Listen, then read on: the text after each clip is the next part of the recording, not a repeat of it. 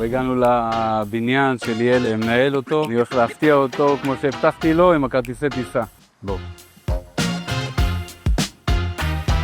שלום. אלף. הכל טוב? מה?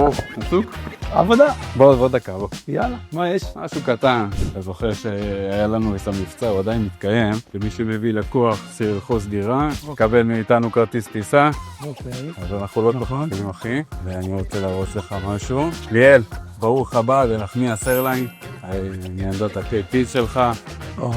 איזה יופי. אחי, יש לך פה 2 כרטיסי טיסה, ליאל ארוש. אני חשוב לי שתראה משהו, יש לנו את הבורדינג טיים. והטיסה מספר 1220 על 1440. תודה רבה לכם באמת. מהלב. תביא עוד לקוחות, גם אתה תקבל עד שתהיה הנושא המתמיד. תודה רבה לכם, תודה. תודה לכולם. תודה.